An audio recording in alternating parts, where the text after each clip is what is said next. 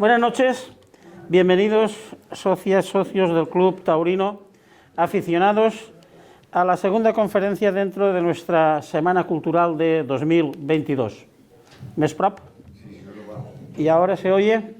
Vale.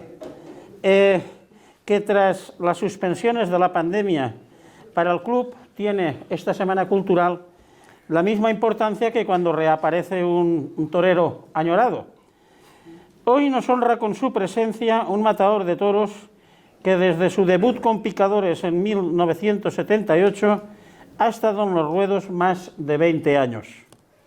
Hemos titulado este rato de charla que vamos a tener con Víctor Méndez como sus experiencias taurinas. Siempre decimos que de toros no entienden ni las vacas, pero les puedo asegurar que si alguien entiende algo de toros es nuestro maestro Víctor Méndez. 1148 corridas que ha toreado lo atestiguan. Más allá de la trayectoria taurina del maestro, el maestro ha estado con nosotros con la afición de Castellón en varias ocasiones al margen de su presencia en los ruedos, en tertulias de este y otros clubs taurinos.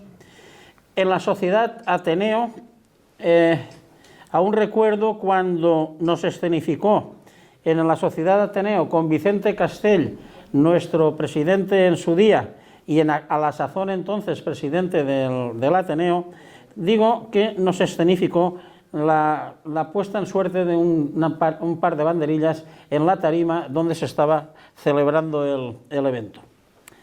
Hoy no le vamos a pedir tal diremos, ejercicio, porque claro, los años tampoco pasan en balde, maestro. Víctor Méndez es un hombre afable, con recursos en la charla, ameno y sincero, con esa madurez que se une a la libertad o liberación que da la jubilación, sobre todo para los toreros, que los libera del yugo del trasfondo taurino. Maestro, cuéntenos lo que considere conveniente sobre el tema que hablamos, sus experiencias taurinas.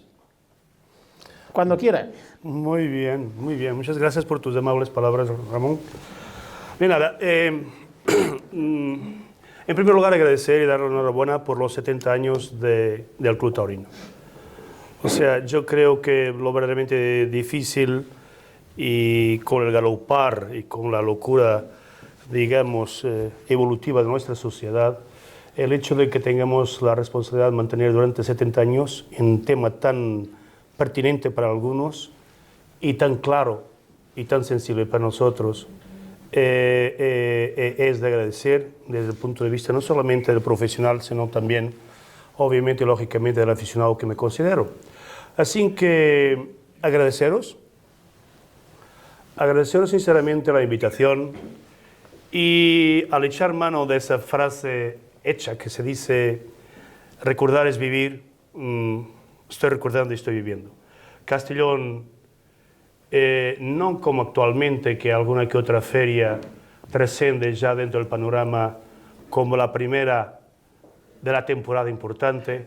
La verdad que Castellón es punto y aparte. Castellón es punto y aparte porque era un inicio de la temporada en España, la temporada europea, por así decir, porque aquellos que hemos tenido la suerte de posteriormente poder torear en América, la temporada americana estaba todavía lejos, estaba después, iniciándose ya en el mes de noviembre y diciembre y por ahí fuera, en principios del invierno en tierras de Perú, en tierras de Colombia, Ecuador, México y Venezuela esencialmente.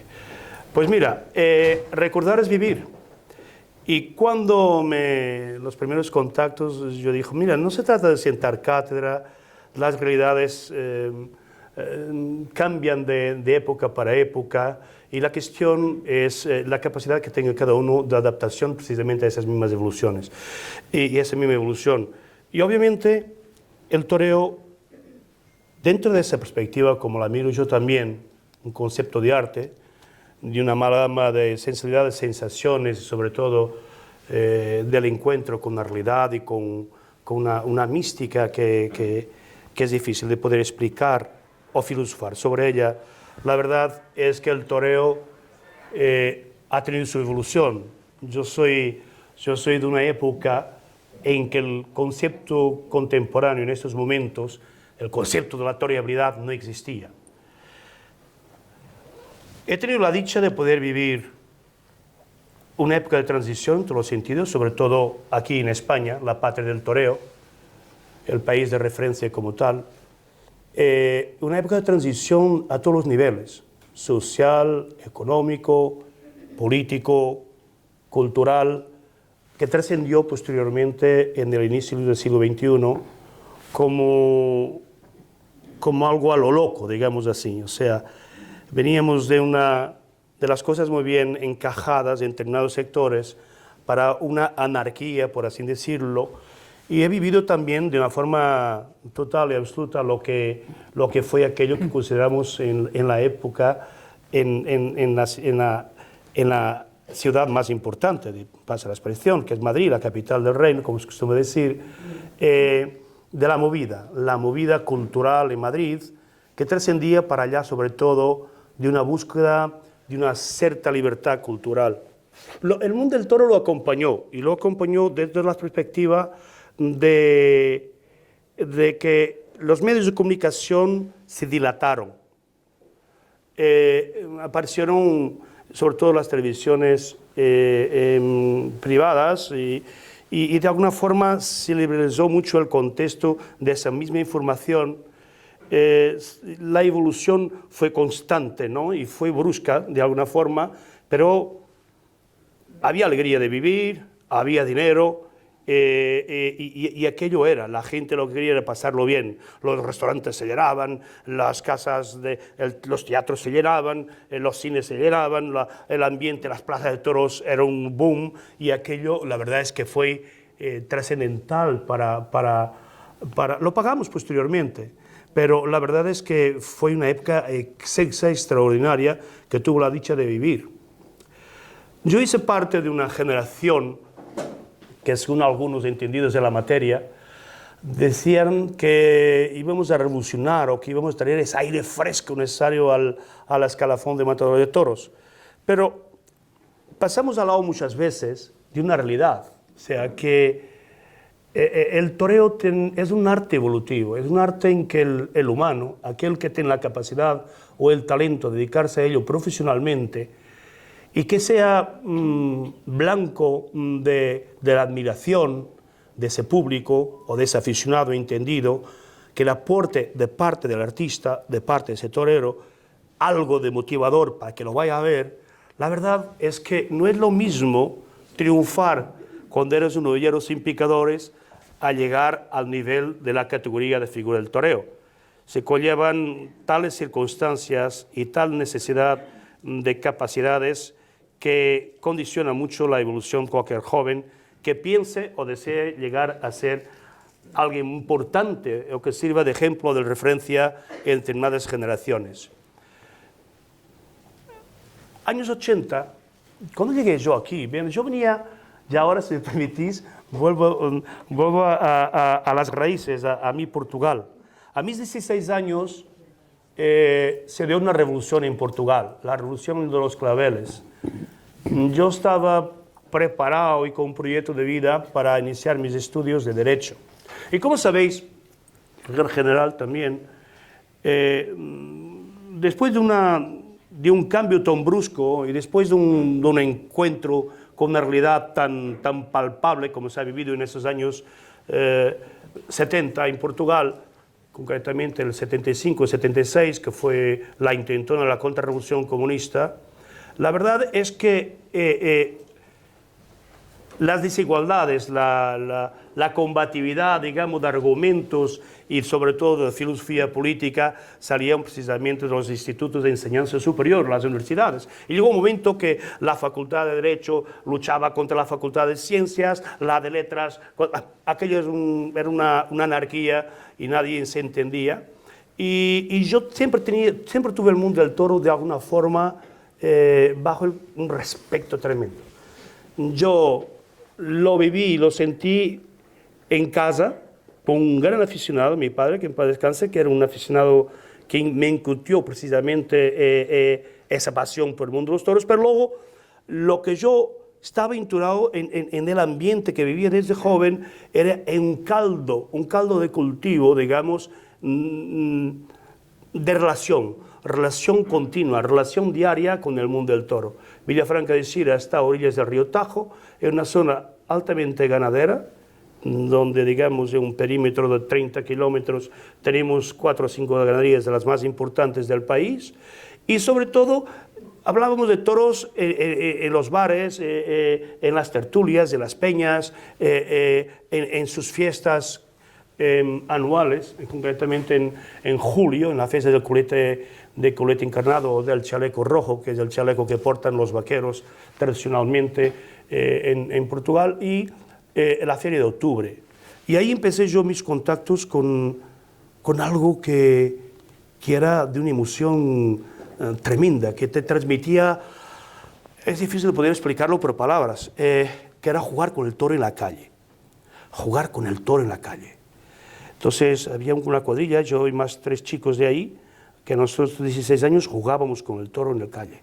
Los recortes, nos interayudábamos, y la verdad es que era motivo de alguna forma también de admiración por parte del pueblo, el pueblo llano, el pueblo de la ciudad, que se acercaba a sus fiestas de una manera tan natural y al mismo tiempo tan necesaria tradicionalmente en la cultura local.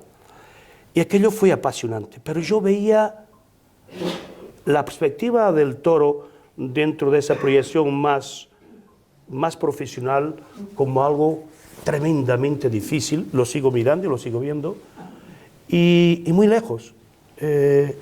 No solamente por ello, de saber que aquello no era nada fácil, sino por el respeto que tenía precisamente, y sigo teniendo al toro, al que intento seguir entendiendo, comprendiendo y conociendo cada día más y mejor.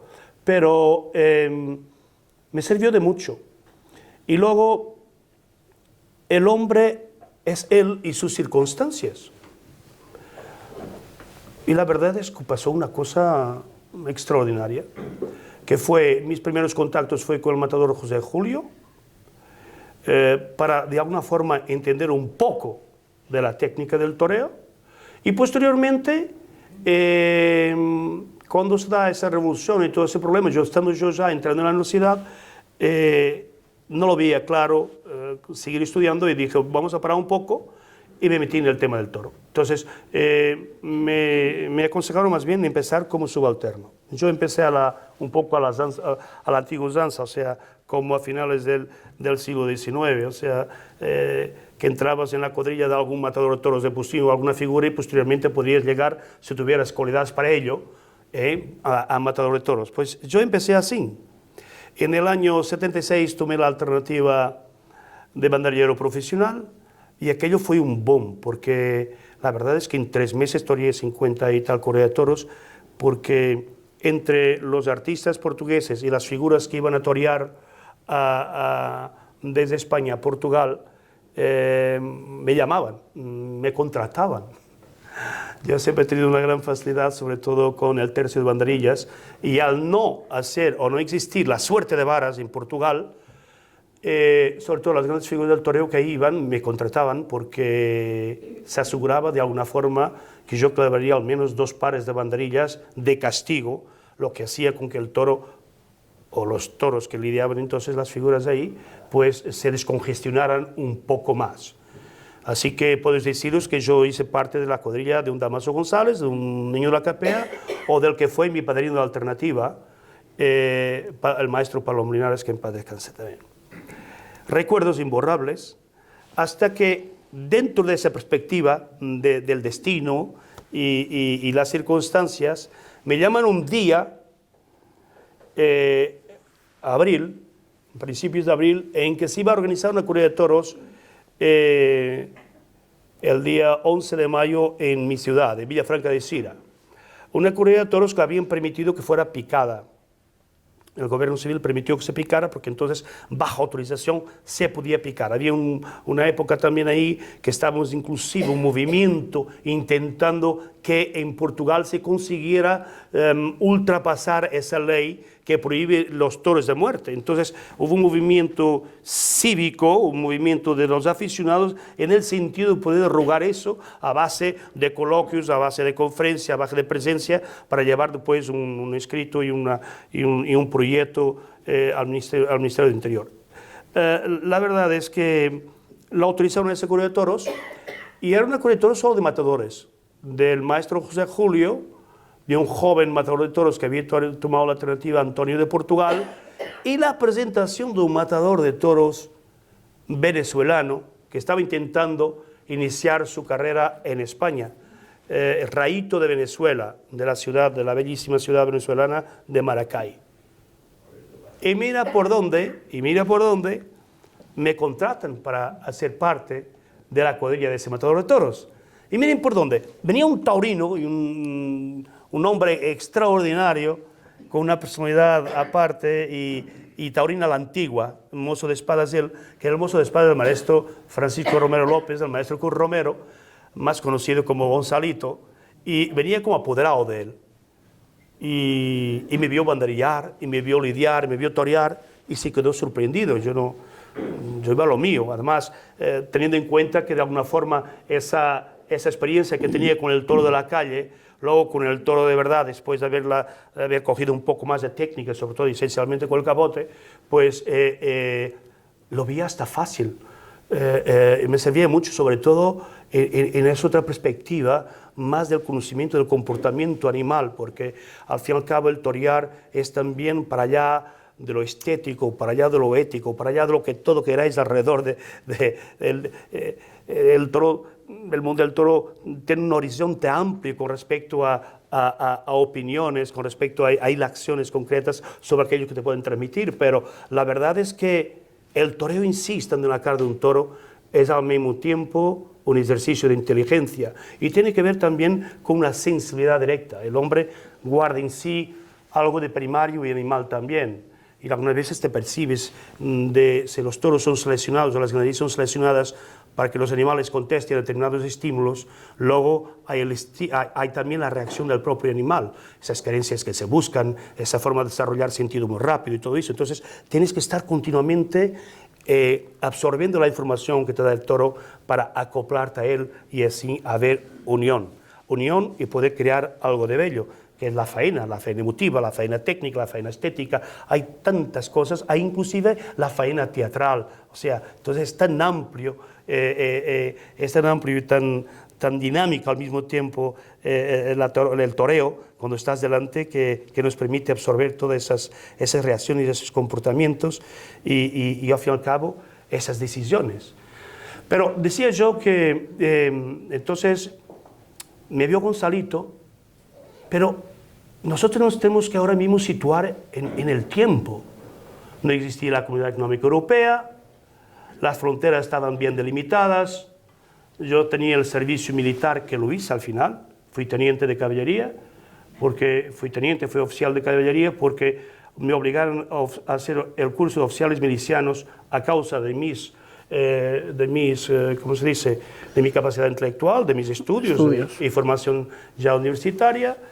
Y de alguna forma fue también una experiencia humana positiva, porque asumí, digamos, responsabilidades muy rápido, face a hombres que tuve que comandar, porque tenía un pelotón de 20 hombres que tuve que comandar en su periodo de instrucción. Y fue muy positivo, y lo humano fue muy positivo, es el mando, el respeto, el saber cómo, que me valió más tarde, inclusive en el mando y en la sapiencia de la relación humana, porque esto parece fácil, pero imaginaros ahora un joven matador de toros, 21 años, mandando y tirando lo mejor posible profesionalmente que puede tener un picador con 55 años o un banderillero con 40 y 20 años de experiencia. Entonces, hay que tener una cabeza bien amueblada y sobre todo también jugando la vida delante del toro y con esas condicionantes emocionales, pues saber hasta dónde puede ir cada uno y sacar el mayor partido de ellos mismos, porque al fin y al cabo era en beneficio de todos, no solamente del maestro, sino también de su cuadrilla, de sus hombres y de todas sus familias. Pero Las experiencias fueron extraordinarias. Yo, Gonzalito, me motivó mucho, pero yo lo veía difícil, lo veía muy lejos. Era como mirarlo de una forma, era inalcanzable. ¿Cómo que voy a ir a España a tentar ser matador de toros? Aunque fuera un sueño, un sueño y un proyecto que soñaba, pero lo veía verdaderamente difícil. Me dijera, dejar mi familia, dejar todo mi entorno, mis relaciones sociales, mis compañeros, mis amigos, mis novias, voy a presumir un poquito, que ya las tenía entonces, y aquello era complicado. Entonces, financieramente la familia no tenía tampoco, porque irte a un país, eso es inherente también a unos gastos superlativos con respecto a lo que tenía la familia. Pero, yo qué sé, es el destino. Se unieron esfuerzos, se conjugaron las cosas, pero Gonzalito, como el buen taurino, dice bien, una cosa es ver aquí un banderillero delante de un joven con capacidades, delante de un toro y tal, y verlo tan claro. Otra cosa es verlo posiblemente en la cara de un novillo en puntas, porque en Portugal se afeita. Entonces, hay una condicionante, parece que no, bastante del fuero psicológico cuando se pone uno delante, o sea, de ver un toro afeitado a ver un toro en puntas, ¿no? Y la verdad es que dice, bien, mira, escucha, yo quisiera y tal, te voy a intentar poner una novillada, pero ¿cómo que me va a poner una novillada? Pero si yo nunca he estoqueado, nunca he muerto un novillo, ¿cómo voy a hacer yo eso? Yo no, claro, en mi portiñol, porque yo entonces no hablaba, no voy a presumir aquí de hablar bien el castellano, pero me hago entender, ¿verdad? Sí. Así que por aquello entonces decía, eso es imposible, pa, isso não, como é que eu vou matar um novilho se eu nunca estoqueei um novilho? Isso é impossível para mim, não pode ser. Yo tengo que tener un aprendizaje. No. Viene y tal. Y mira por dónde. Llama un día y dice, tal día, como dentro de 2 o 3 semanas, toreas una novillada sin picadores. ¿Cómo voy a torear una novillada sin picadores? No, mandarme el carnet de profesional, porque yo aquí lo hago por intermedio del sindicato y lo puedo transformar, que tienes capacidad y conocimiento ya para poder torear una novillada sin picadores. ¿Os podéis imaginar? Estuve 3 semanas sin dormir. ¡Oh, qué miedo! ¿Cómo voy a ir a España? Yo a España lo que conocía era Badajoz. Y nos paraban en la frontera para requisarnos el coche y ver si llevábamos, cuánto chocolate llevábamos y cuántos caramelos de piñones llevábamos de la Logroñesa. Pero mira, Madrid, pero ¿y a cuántos kilómetros? Ay, que había que hacer 600 o 700 o 800 kilómetros de viaje. Yo digo, es imposible, hombre, no voy. ¿Cómo voy yo ahora a España a torear una novillada a 700 kilómetros? Como, ahora sí, ahora es un lujo, ahora esas autovías, en aquella época no existía autovías ni nada, vamos. Para pasar al puerto de Miravet tardabas 24 horas casi. Bien, pero vamos, mira por dónde. Un Volkswagen Passat con mi amigo Armando, que era mi amigo, infelizmente ya no está con nosotros, pero ahí se ven los amigos y el sueño y la ilusión de acompañar todos esos momentos. Nos metimos con el coche hacia Haro, Logroño. Y estaba anunciado con 2 novilleros sin picadores ahí de la zona, que yo no he escuchado hablar más de ellos en mi vida.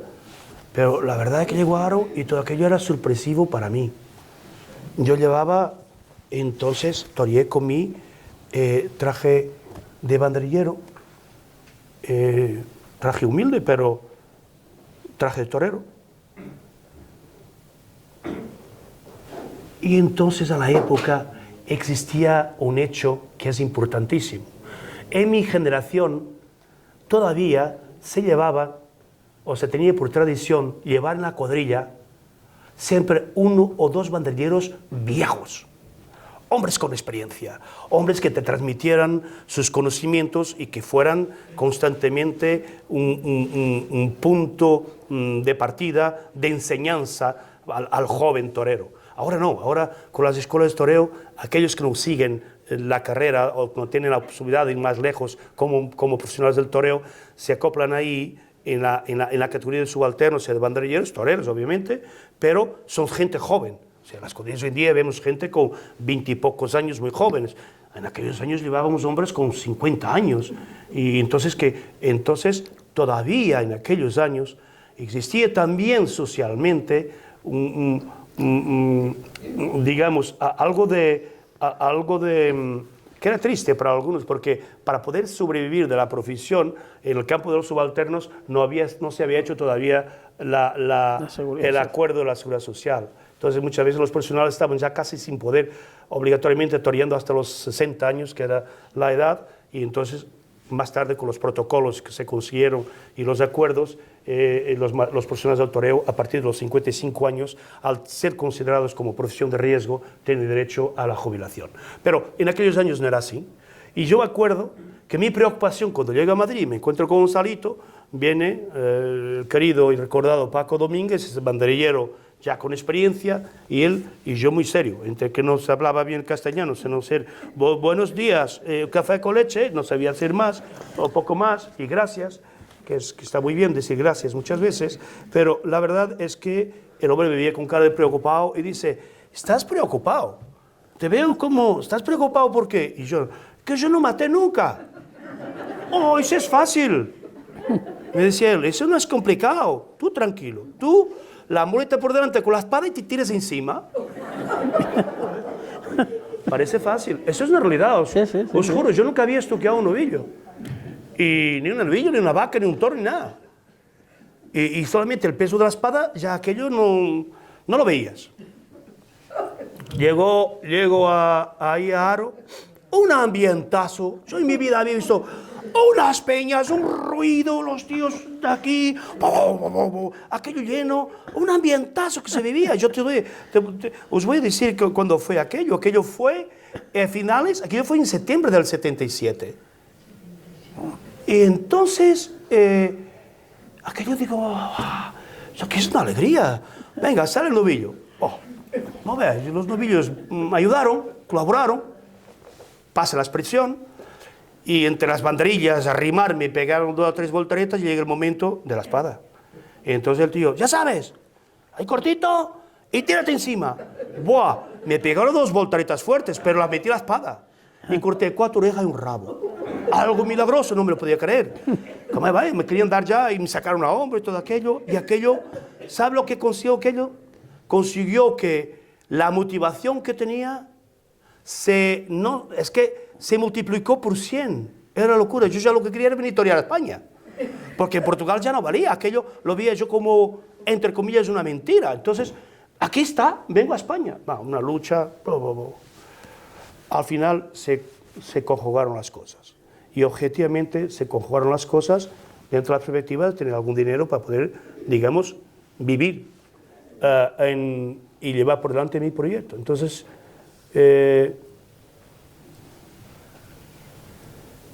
mes de enero del año 78. Y nosotros ahí tenemos un clima templado oceánico, con humedad, agradable. Y llego a Madrid en el Lusitania Express.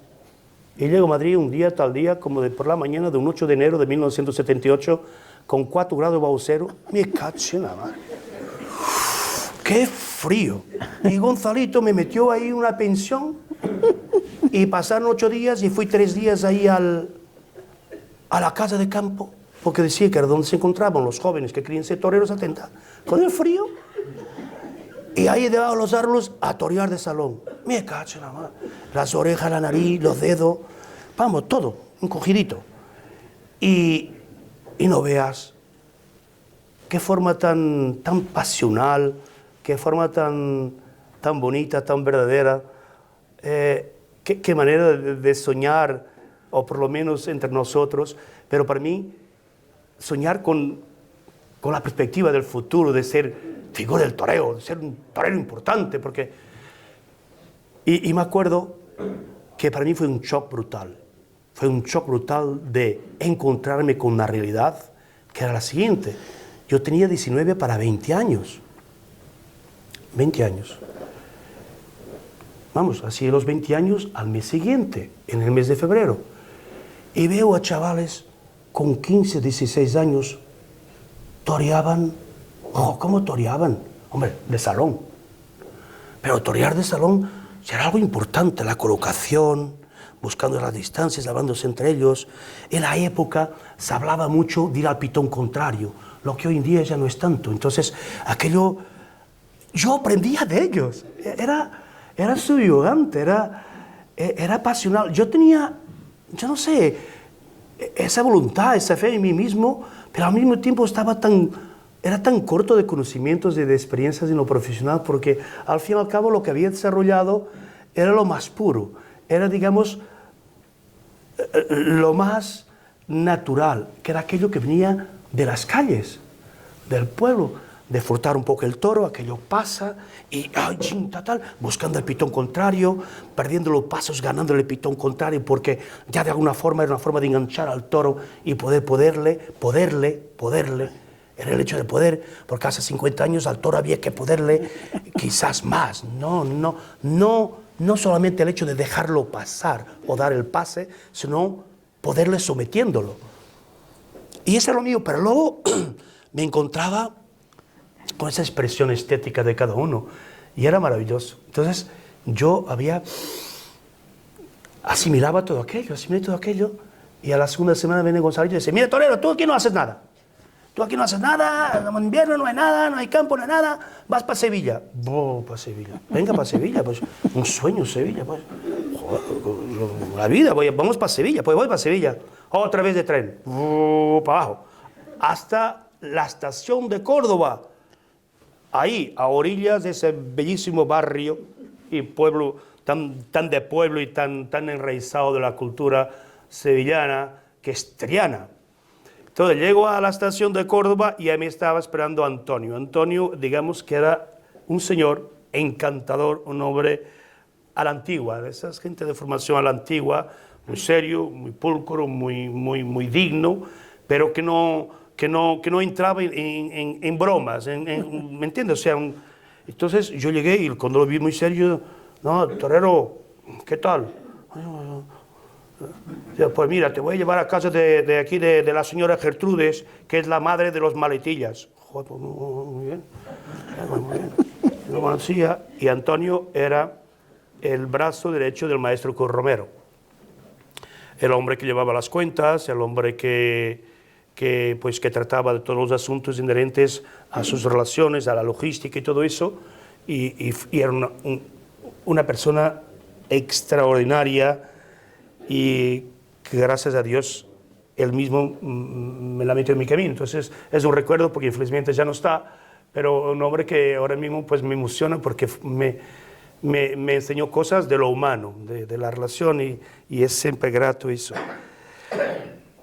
Y llegó al antiguo hotel de Triana, calle Clara Jesús Montero, número 3 en Triana.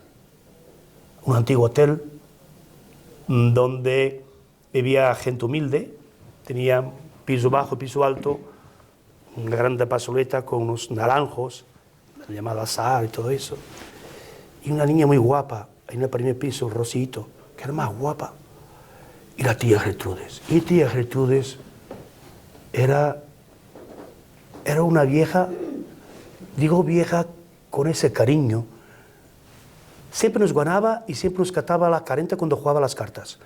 Y tenía ahí, en su habitación, 3 o 4 cuartos, 1, 2, 3, 4, había un salón, había la cocina y había un baño a todos. Entonces, alquilaba eso para los muchachos, los cuartos, para los chavales. Había un chico de Venezuela, uno de Palma de Mallorca, había uno de Salamanca y estaba yo. Entonces le dábamos un dinerito y él hacía huevos fritos con chorizo para la comida y tal, no sé cuánto, y nosotros entrábamos ahí. Y aquello eran unas faenas ahí en ese patio. ¡Wow! Y entonces ponía la niña ahí. Ozu, ¿cómo hacía?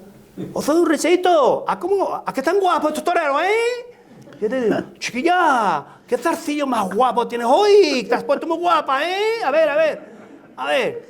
Y aquello me llenaba, era inspiración continua.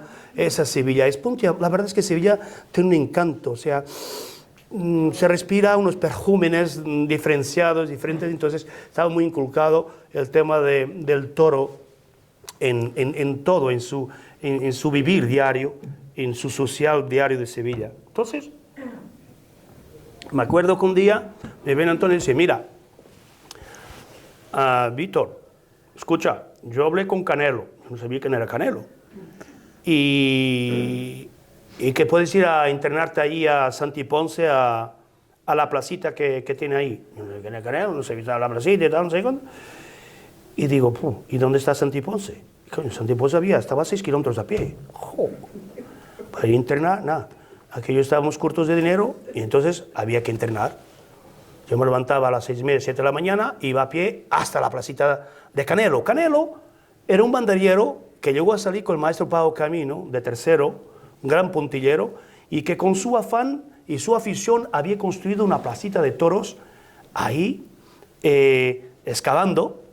Ahora se tuvo que cerrar porque se encontraron restos de la civilización romana ahí, y ahí internamos, y fui ahí que tuve yo los primeros contactos y hice una gran amistad de por vida, y digo de por vida porque luego toreamos bastantes tardes juntos, y inclusive antier mismo hablé con él porque le dieron la medalla de las Bellas Artes, todo eso de Andalucía, que es Juan Antonio Ruiz Partaco, con su padre entrenando, y no veas, nos pegábamos unas palizas entrenando de campeonato. Empezaron a surgir las primeras novilladas, y fíjate que hizo Dios que yo empezara a triunfar.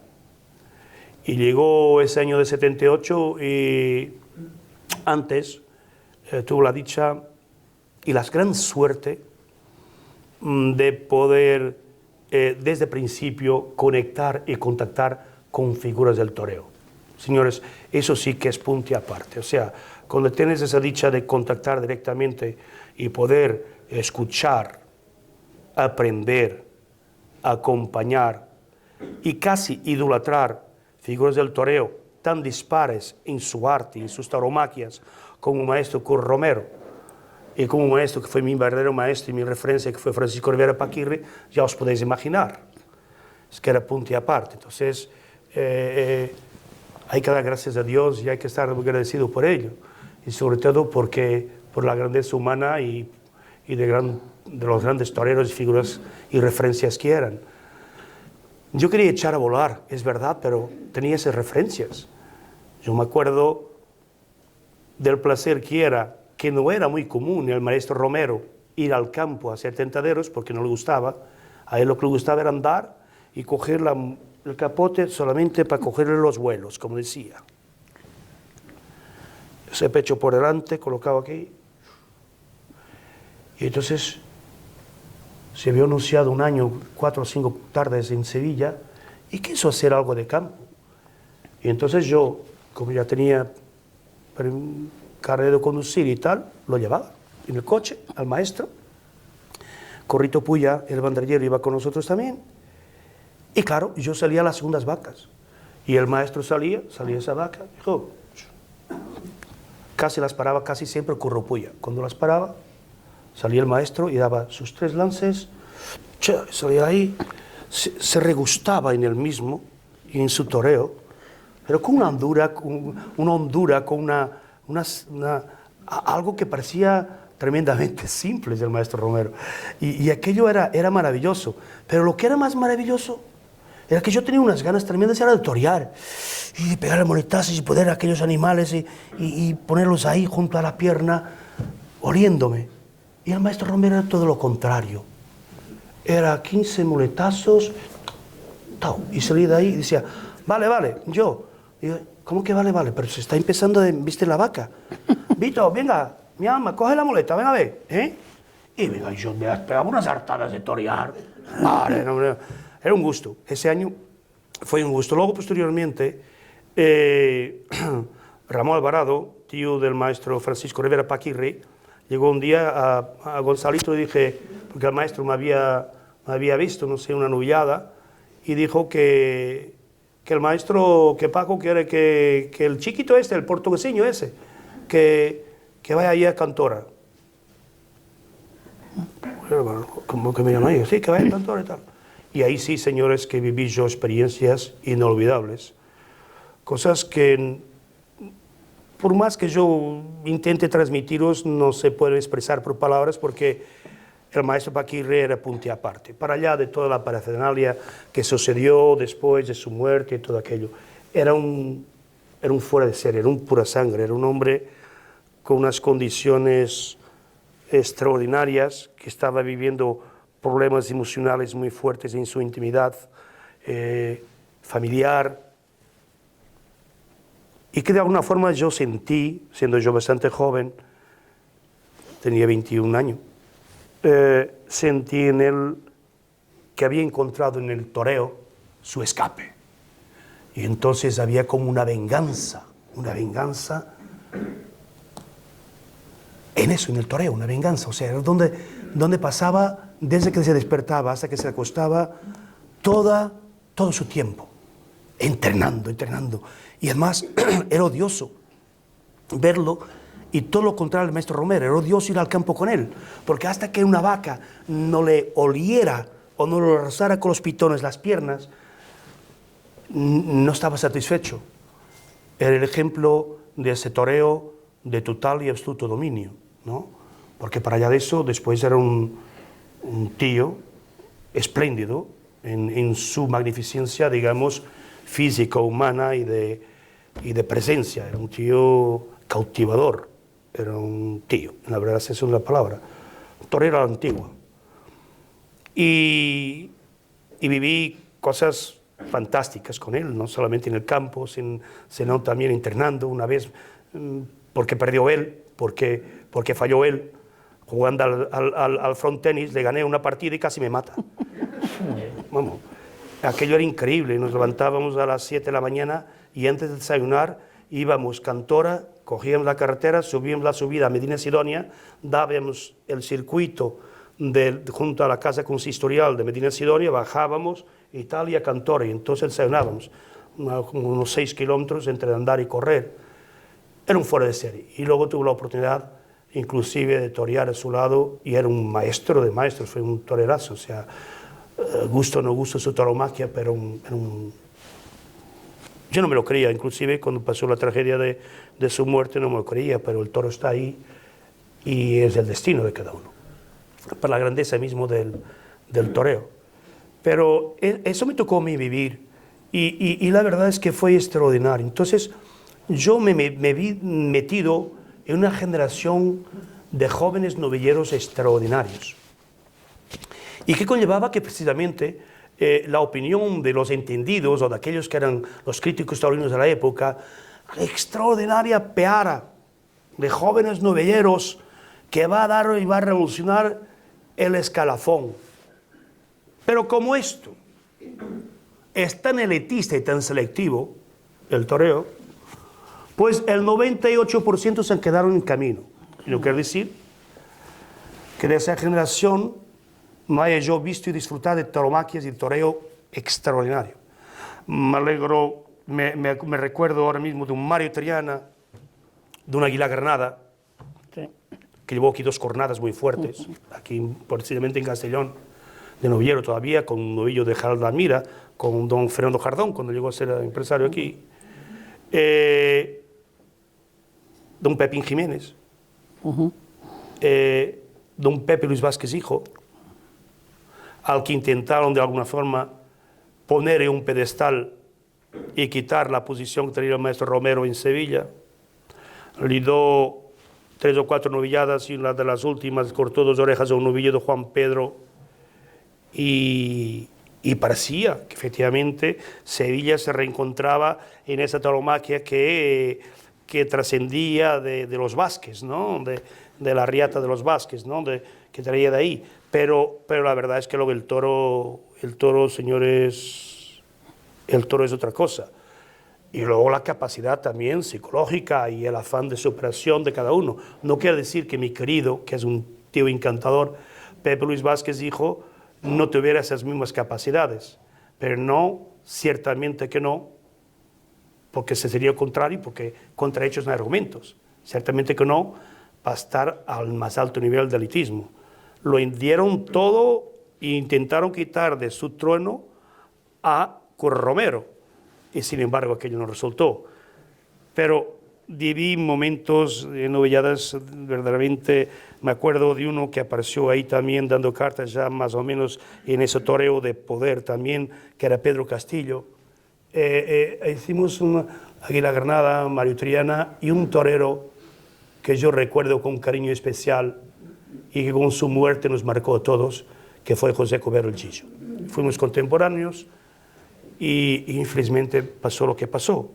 Pero en conciencia, eso de la muerte era algo que yo precisamente no pensaba. Eso es lo que tenemos todos de más seguro, es la muerte. Entonces, el hecho era poder estar en un sueño que era tu sueño, de proyectarte, de realizarte en tal, que llegar a ser matador de toros y realizarte como tal.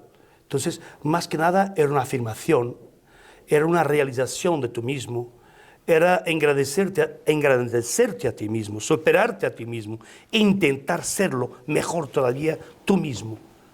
Y lo conseguimos, de alguna manera lo conseguimos. Yo no sé, se marcó una generación, esa de los 80, 90.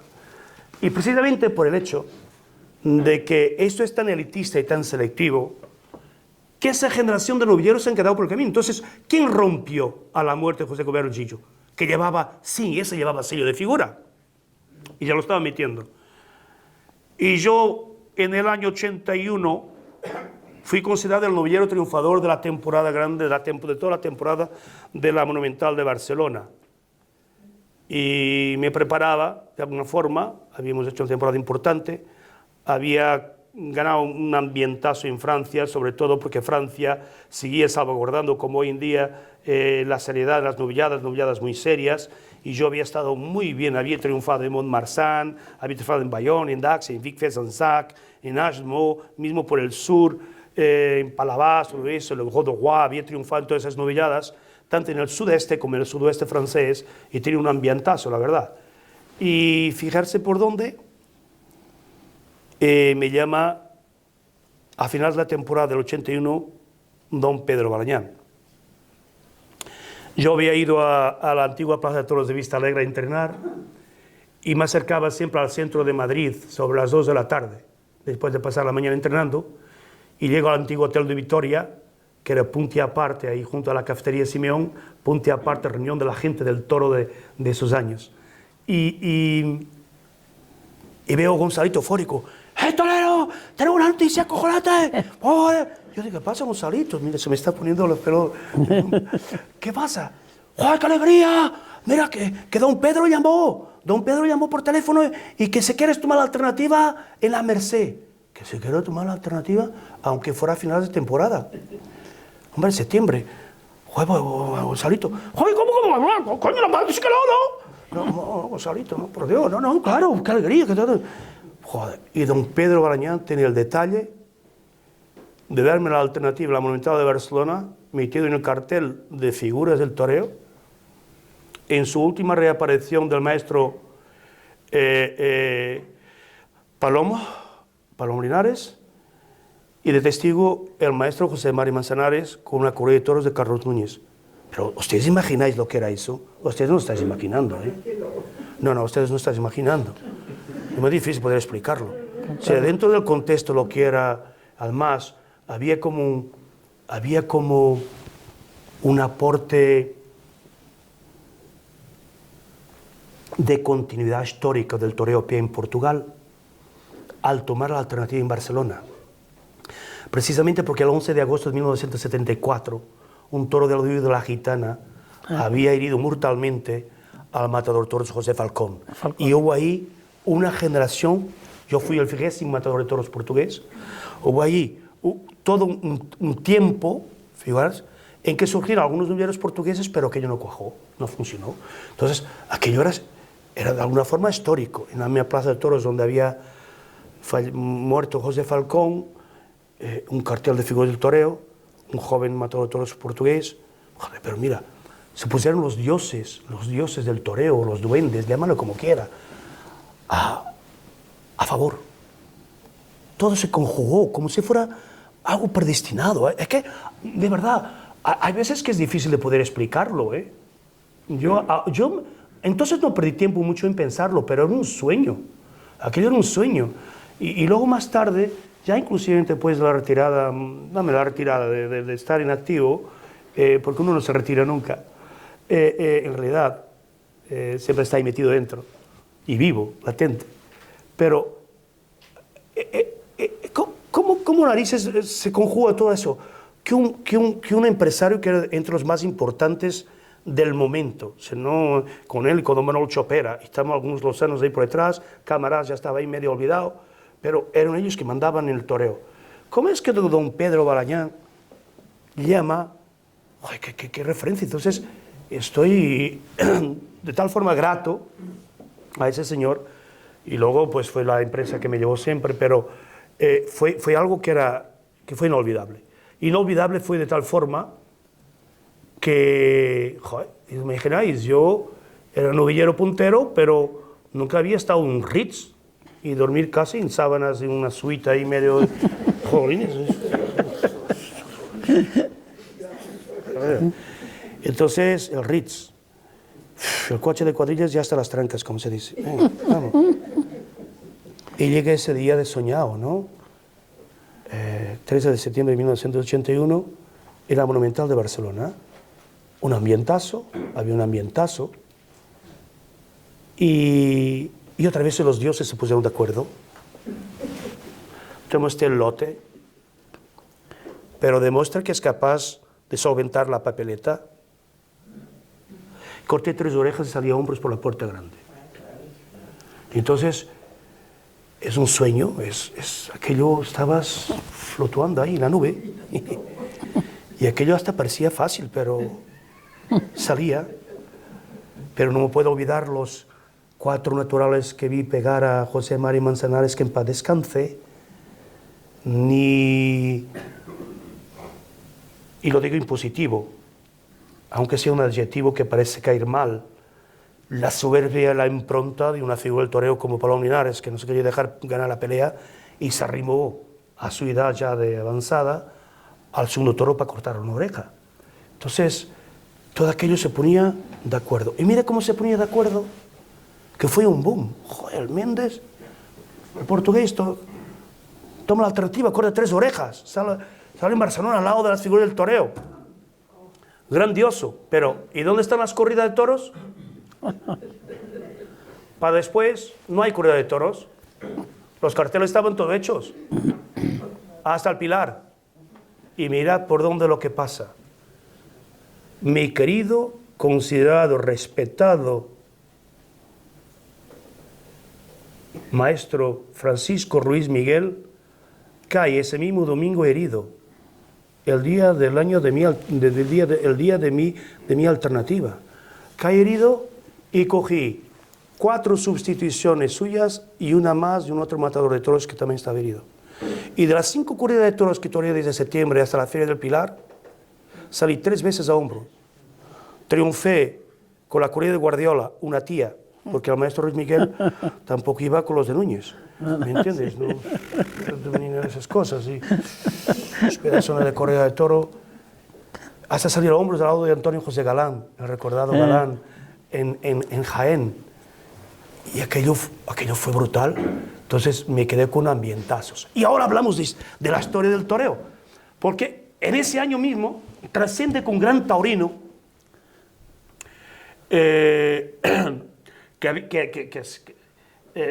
Cisneros, don Manuel Cisneros, que había estado durante unos años gerente de la empresa Balañán, porque entonces Balañán llevaba una cantidad de plazas de toros y con mucha influencia también, sobre todo aquí en el sudeste francés. Y dice, no, yo me quito de ser gerente. Se quedó como apoderado del maestro Cur Romero, que había dejado Cámara, y posteriormente, 3 o 4 años después, también fue apoderado de Luis Francisco Esplá, otro gran maestro y compañero al que quiero mucho y admiro. Y entonces don Pedro Balañán va a buscar como gerente, en el año 82, a un gran taurino, a Teodoro Matilla, de Salamanca, cuyo padre era un hombre de la casa y veedor de la zona oeste y norte de las ganaderías de la zona de Salamanca y Extremadura. Y la verdad es que fue con ellos que a principio de temporada me llamaron y dijeron, oye, me cayeron proposiciones de Casa de los Lozanos, de Don Manuel Chopera, de algunos taurinos de la época inclusive, y para que me apoyaran.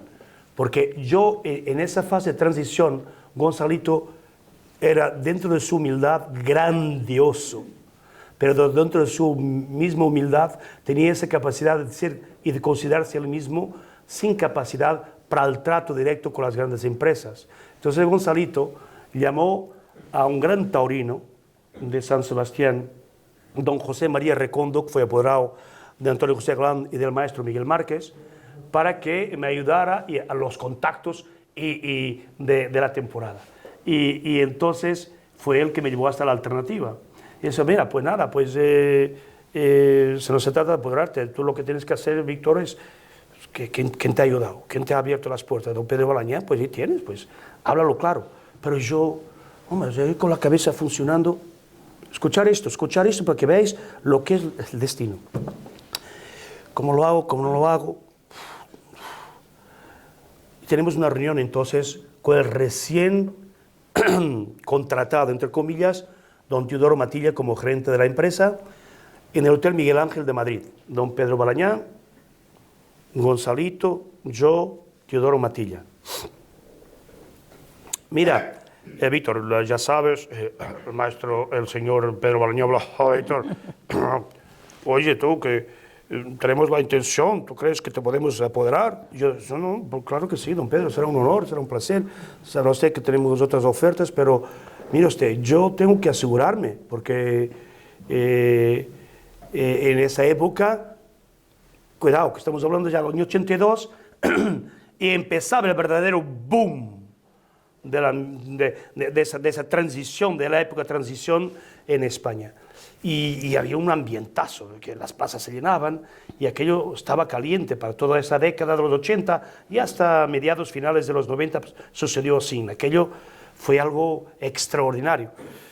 Pero yo quería asegurar y tener la certeza por lo menos, ¿no? Pero oye, que te damos unas corridas de toros, oye, te damos una corrida de toros.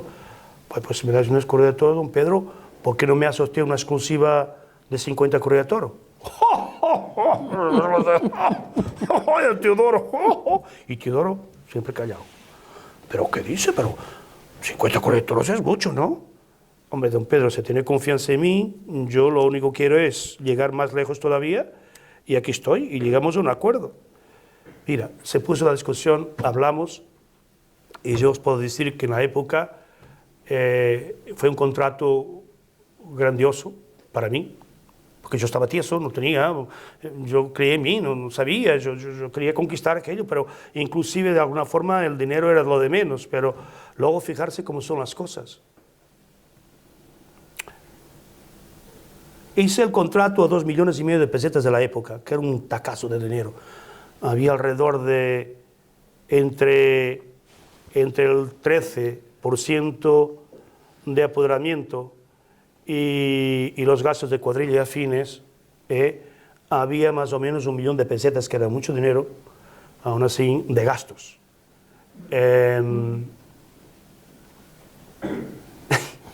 Y de repente me veo anunciado en todas las ferias.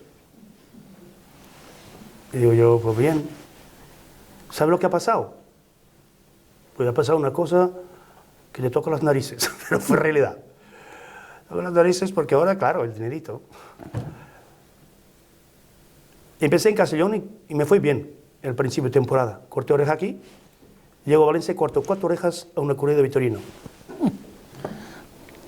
Y llego a Madrid, corté oreja también.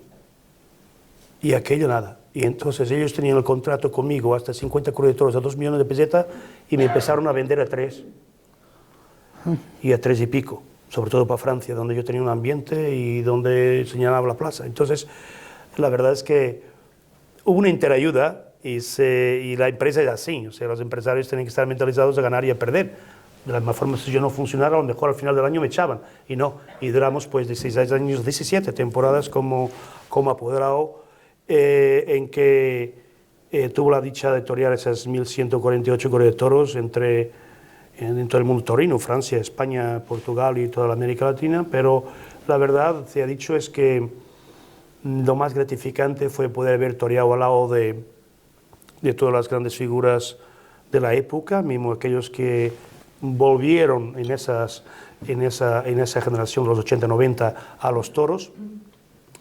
¿Ustedes imagináis, por ejemplo, llegar a América en su última reaparición a hacer un paseillo al lado de un maestro como Curro Girón? ¿Ustedes imagináis lo que era llegar a Huesca y hacer un paseillo al lado de un maestro y de un señor, que además ese día me enseñó un comportamiento, porque había anarquía en la juventud y yo mismo la hacía, esa anarquía, y esto tenemos que entrar dentro de ciertos protocolos dentro de la profesión y sobre todo de una consideración respecto hacia tus hombres, tu cuadrilla.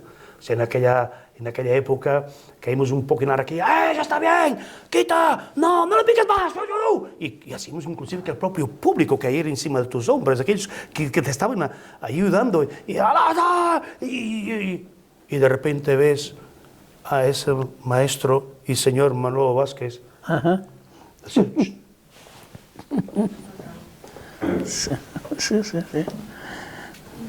Y daba la espalda y el picador pegándolo, como si no se enterara nadie. Oh, ¡qué grandeza! ¡Qué toreros! Que tenemos que ser muy abiertos a aprender lo de bueno que tienen y que han dejado en la historia del toreo esas grandes figuras y esas grandes personalidades. Pero, desde luego, fue encantador aquello. Aquello fue al mismo tiempo brutal. Yo tenía como los mulos antiguamente, aquí. O sea, mi juventud total y absolutamente era dedicada desde las 7 de la mañana a las 9 de la noche al toro. Claro, con los mulos tenían así para no mirar para acá, ¿no? Porque además, en aquellos años se acercaba todos los placeres conniventes con la juventud y con la gloria y con ese esplendor y con... pero... con guardaespaldas como Gonzalito detrás era difícil escaparse, pero en fin. ¡Ya da tiempo, torero! ¡Deja las tías! ¡Ya da tiempo! ¡Ya habrá tiempo! No, toro, tú al toro. Y yo al toro. Y venga a arrimarse todos los días. Y era casi como jugar al remandado. El remandado era, toreabas en tal día, en un sábado, en una plaza de toros, al día siguiente en Barcelona, por ejemplo. Y nada, venga, toma el billete de avión y tal, vas a estar en la habitación tal del hotel tal, te va a buscar Pepe, que es de la ayuda y tal, no sé qué. Y tú eres como un paquete. Pim, pam, pum, pum, pum, y a ponerte delante todos los días. Pero otra cosa que pasó históricamente en esa década de transición es que al perderse esa generación de novilleros, se repescó a nivel del escalafón de matadores de toros de un segundo y tercer plan. Algunos de ellos inclusive estaban ya con la intención de hacerse y entrar en el campo de los subalternos. Y mira por dónde se proyectan una nueva oportunidad a esas figuras del toreo o esos toreros talentosos que rompieron en figura. Y te voy a decir cuáles. Por ejemplo, un Roberto Domínguez, un repescar, un mismo Ortega Cano, que estaba para ser banderillero profesional, un repescar de José Antonio Campuzano, cuando lo apoderó posteriormente el maestro Antonio Ordóñez, y aquello era maravilloso. Era maravilloso disfrutar de esas tauromaquias, de esas divergencias profesionales, y en la generación el que empezó de alguna forma a tomar las redes y el pulso a la temporada fue Juan Antonio Ruiz Espartaco, que era la referencia, digamos, en aquella generación, y entonces surgió el cartel de los matadores banderilleros. Yo, voy a decir, yo he toreado con todas las figuras de primero y segundo plano, si se puede decir así, de esa generación, y fue extraordinario. Y de todos ellos tengo gratos recuerdos y guardo con ellos, y algunos de ellos, de verdad, amistad, y respeto y admiración que se debe sentir mutuamente cuando entramos a esos niveles, pero y de alguna forma esa envidia sana. Me hubiese gustado torear como tal torero, o sea, esa tauromaquia, pero luego tú vas a lo tuyo, tú vas a expresar tu talento, tu capacidad, no sé, tú no sé qué que transmita a tu público ese no sé qué de especial o ese carisma que atrae al público para que te vaya a ver, para que te considere y para que te quiera, obviamente, y para que te obligue a que te superes cada vez y continuamente más.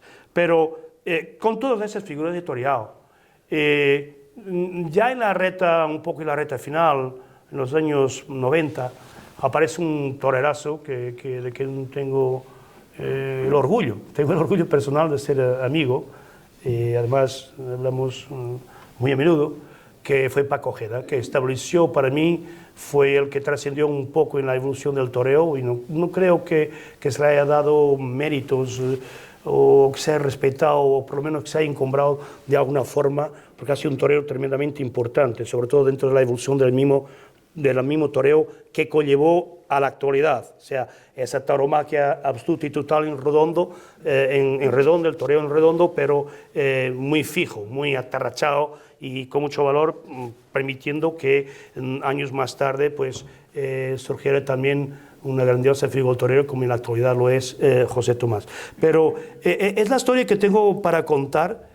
Deciros que el cartel Los Banderilleros surgió precisamente a raíz de una experiencia, porque el primer cartel Los Banderilleros la formó mi querido maestro Francisco Rivera Paquirri. El primer cartel era formado por el maestro también Ángel Teruel y Paco Alcalde, simplemente que a esos dos matadores de toros los hirieron mucho los toros y aquello no funcionó. Funcionó en primera y segunda temporada y pues ya no funcionó. Y el maestro Paquirri, que había entrado un poco en guerra con el suprasumo del empresariado torino, que era a la época don Manuel Chopera, quería ser él por libre, organizar sus corridas de toros matadores, inclusive matadores banderilleros. Inclusive llegué a torear corrida de toro con él, una en Granada, que salimos a hombros, y otra corrida de toros importante que dimos una vuelta a ruedo con Luis Francisco Esplá en Barcelona, en el Monumental de Barcelona, una de sus últimas corridas de toros. Y era la idea del maestro. Y fue con ese objetivo que inclusive cuando surgió la oportunidad de llamarme, ya siendo yo en mi último año de novillero, a su casa, fue con ese objetivo, fue con esa intención. Yo creo que había visto en mí algo o no para que entrara en ese rol y luego pasó lo que pasó. Vale, los primeros carteles de los matadores de los banderilleros surgen esencialmente en base a la muerte del maestro, porque ya estaba encaminado porque fuera con el maestro Luis Francisco Esplá y yo, y se hablaba de un joven novillero de Levante, de Valencia, concretamente un revolucionario, un heterodoxo, un radical que ponía a la gente medio loca y tal, y aquello que era un poco orgiástico aquello, y que era Vicente Ruiz del Soro. Y mira por dónde pasa la tragedia del maestro Paquirri, me apodera a mí la empresa Balañán. Luis Francisco Esplá se establece con don Manuel Cisneros, antiguo gerente de la empresa Balañán, y los Camará llevaban a Vicente Ruiz del Soro. Posteriormente más tarde vino los Lozano. Y entonces, ¿qué pasó? Pasó que hicimos la experiencia con el Soro y aquello empezó a funcionar. Aunque el Soro tuvimos que esperar, y eso es curioso, para que ustedes entendáis, que tuvimos que esperar que el Soro se tomara la alternativa. Digamos, que nosotros íbamos un poco por delante, como una temporada o dos por delante de Vicente, y tuvimos que esperar. Entonces, se hizo experiencias, y posteriormente también algunas con la afinidad de aportar un joven matador de toros, que además llamaba la atención, porque era de color, vamos, no había muchos toreros, no entremos en racismos, cuidado, eso no es verdad, era de color, que tenía origen y tal, que era el Morito de Maracay, traído por un gran taurino, por Luis Álvarez, el señor Luis Álvarez, desde Maracay, Venezuela, que posteriormente, más tarde, trajo de Colombia a esa gran figura del torero y contemporáneo y gran amigo, que es César Rincón. Entonces, estamos hablando de esto del torero, es bonito. Entonces, ¿qué pasó? Que intentamos con Morenito a ver si aquello cuajaba, pero con los debidos respetos, a ver, porque luego esto trasciende en lo que resultaba a la época un poco, digamos, es una expresión estúpida, pero utilizar aquí, digamos, comercial, o sea, quisiera parte del contexto de cuajar el cartel, ¿no? Y en realidad, luego Morenito, siendo un gran profesional del toreo, un gran torero, lo que pasaba es que en el tercio de banderillas, lo que aportaba era única y exclusivamente al par, al cambio, que no al quiebro. Y yo no sé, dentro de los aficionados que estáis aquí, a ver si entendéis lo que es la diferencia.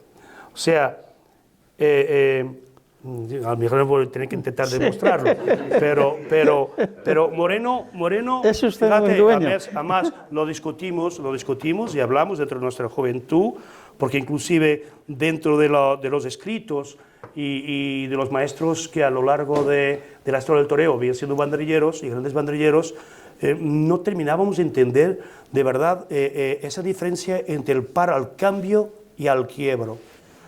Y aprendí, yo con José aprendí, y me dijo que fue un matador de toros venezolanos, venezolano también de Maracay, que le había enseñado, por lo menos que le había aportado ese conocimiento de diferenciar el quiebro del cambio. Y yo digo, joder, tío, pues tiene lógica. Y es absolutamente entendible lo que me dices. Y él tenía un sitio, sobre todo por el pitón izquierdo, era brutal. O sea, la diferencia estaba en que en la rectitud de embestida de un toro, se embiste hacia ti, se quebramos, quebrar es quebrar esa línea de embestida del toro. Entonces, al quebrar, quiebras para afuera, ¡paz! Entonces el toro abre, y prácticamente sin tener la oportunidad al toro de recuperar de la embestida, simplemente quitas la pierna y clavas ahí pasando. Y el cambio no es así. El cambio es en la trayectoria. Ahora hay que tener por un lado y luego hay que tener también esa capacidad en que se conlleva y se conjuga todo, porque ahí estás al límite y puedes, por un error de 10 centímetros, puede ser la muerte del artista, porque además te coge de bien. Entonces, lo que era, en vez de quebrar, romper la embestida para adelante.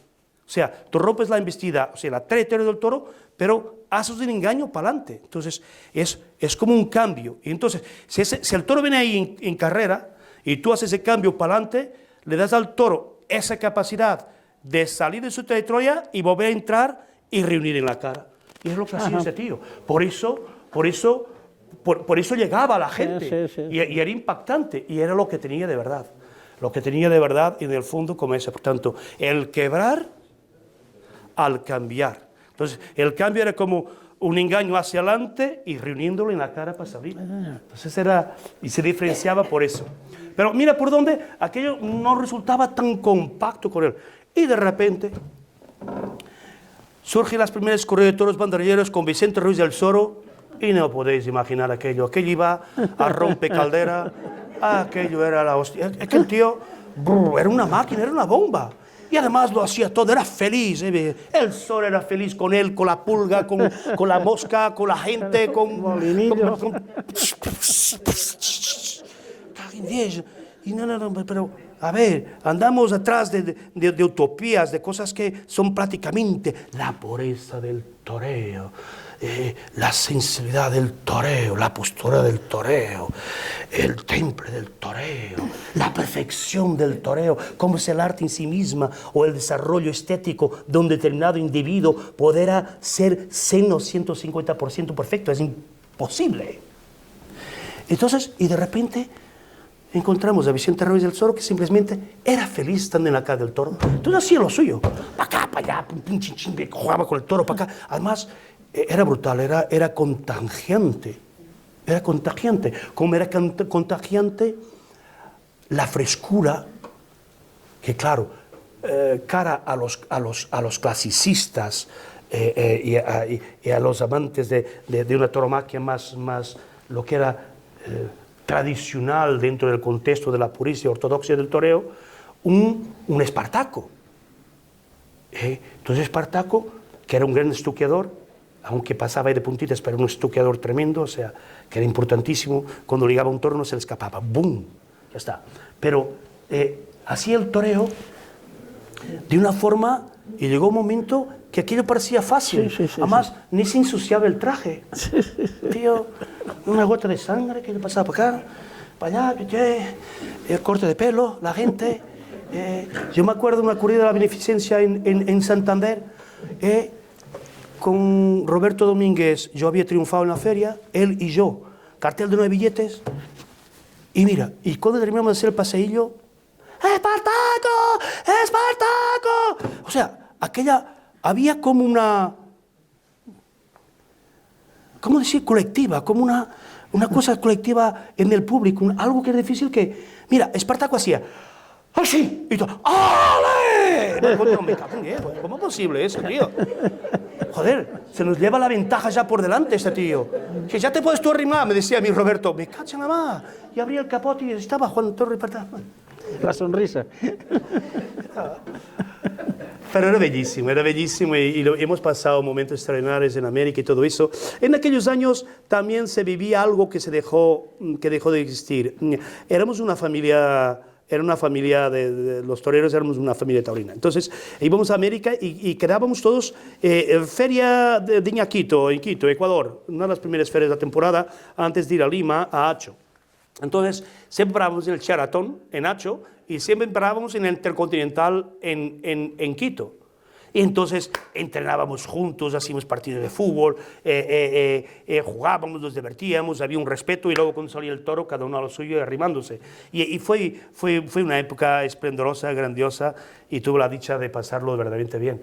Yo tenía muchísimas historias para contaros, pero podríamos estar aquí hasta mañana y recordando cosas, pero de alguna forma yo quería que fueran también copartícipes de este momento feliz que estoy pasando, porque volviendo al principio, recordar es vivir y gracias por haberlo permitido y poder contarse alguna de esas fases de mi vida profesional.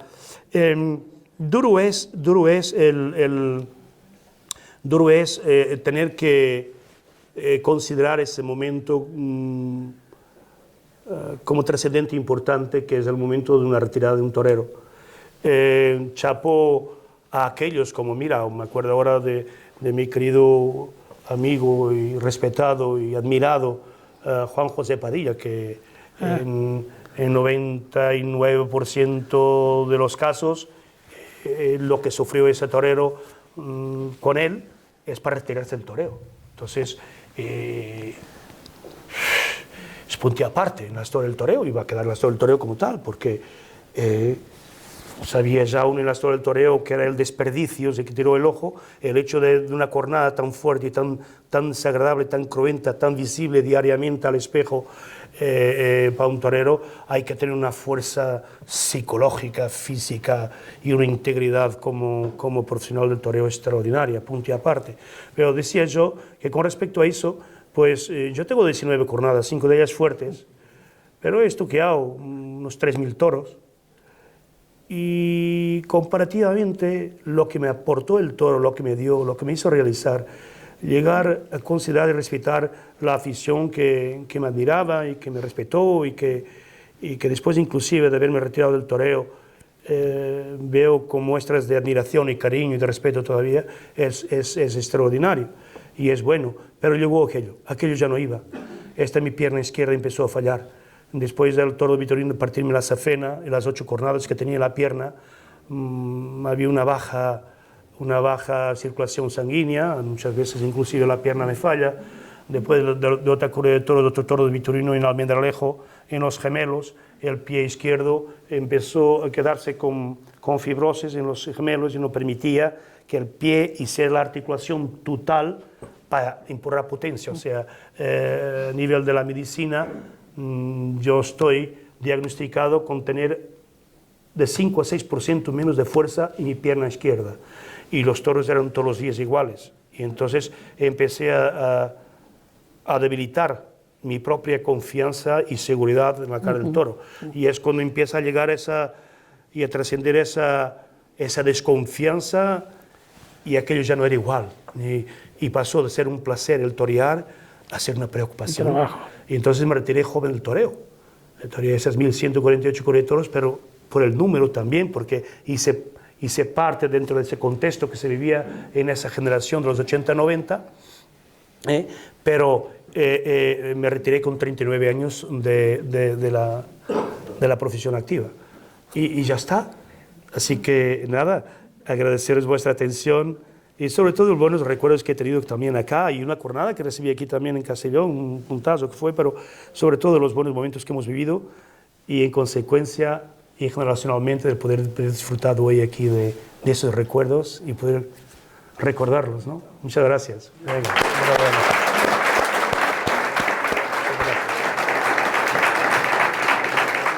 gracias.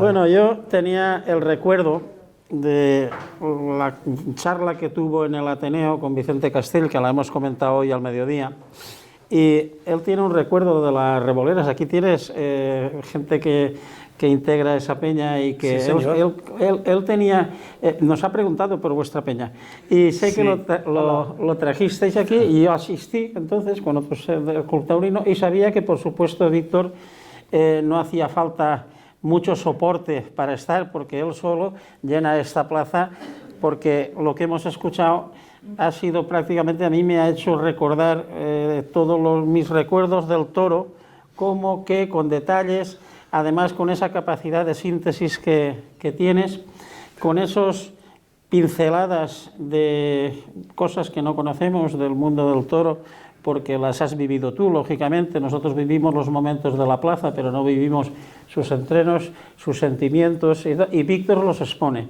Es decir, lo cual habla mucho de se llama franqueza y se llama honestidad. Y eso Gracias. Es lo que hemos visto hoy acá. Yo tenía aquí alguna pregunta por si se nos quedaba sin habla ni recursos, pero creo que ahora incluso las estoy viendo y no sé si algo de lo que aquí tengo escrito tiene interés, porque aparte de preguntarle si las negociaciones con nuestra diremos encargada de la Junta de Comunicación, Mati Albiol, han sido muy delicadas, si te podías negar o te ha hecho una negociación muy dura. ¿Qué tal ha sido la negociación para venir aquí con Mati? No, a mí fue la verdad grato, porque cuando me llamó yo digo no, yo inclusive si hay algo ahí por medio podremos cambiarlo, nos adaptamos a la fecha, ¿verdad? Fue muy correcta, muy profesional y sobre todo, hombre, era la referencia también de venir a Castellón, porque hay recuerdos, hay buena afición acá y desde luego pues es un placer estar aquí. Y gracias porque es taurina y considerada y claro, aporta otro esquema, porque muchas veces ha habido también sorpresas desagradables. Yo siempre he sido alguien que, y entiendo a algunos compañeros que muchas veces han puesto un poco en contra de hacerse presentes o no estar presentes, pero yo considero que tenemos de alguna forma también una responsabilidad del aporte al aficionado, aquel que acercarnos. Debería haber más ese acercamiento. Quizás hoy, la generación de hoy no está tanto para aguantar eso, sobre todo a nivel de las figuras, ¿no? Pero soy de una generación que sí, nos acercábamos más, éramos más cercanos a nuestro público o al aficionado y creo que eso es importante. De todas formas, el trato fue extraordinario. Así que si quieres, me podéis contratar para el año que viene. Yo tenía anotado aquí en detalle sobre diremos el famoso cartel de banderilleros. Sí. Lógicamente con ellos competías, sí, y claro. Tenía apuntado yo, bueno, pues que diremos qué rasgo en cada uno de ellos destacarías. Paquirri, por ejemplo. Ay, ya lo dije antes. Prácticamente los has dicho. Es el maestro. El maestro Paquirri, yo no vamos a hablar de su forma porque la misma arte de banderillar un toro, como el toreo el mismo, tuvo su evolución.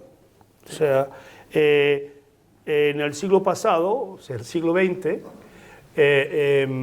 y sobre todo del posguerra, se asentó mucho la llamada escuela valenciana, que venía de alguna forma del arte de banderillar rodeando, o sea, siendo el cuarteo muy redondo, y muchas veces lo que permitía que el torero fuera hacia el toro casi a paso, porque el toro se abría un círculo, ¿no? O sea, era lo mismo. Entonces, era una composición estética, dependiendo del físico, y acompañabas rodeando el pitón. Entonces, en vez te ponías aquí y salías, ¿no? O sea, es muy de la escuela valenciana de ponerse aquí y rodear, abriendo ampliamente el cuarteo, hasta el momento de la reunión. Y era en el momento de la reunión, cuando llegaba el toro ahí, que hacía tras, pum, ¿no? Entonces, ¿cómo pasó en la evolución hacia el toreo contemporáneo?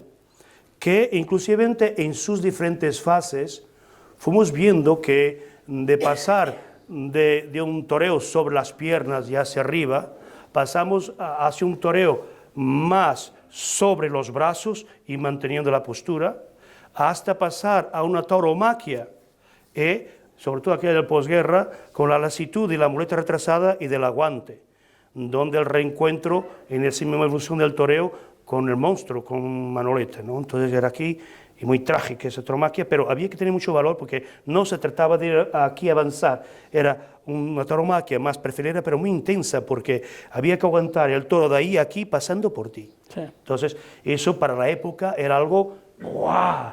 No era la intensidad de un principio, medio y final de un muletazo, sino casi al medio muletazo, pero con una intensidad y una profundidad bestial y que aportaría de parte de cada figura del toreo ese carisma o esa personalidad, la forma, el toque de darlo, ¿no?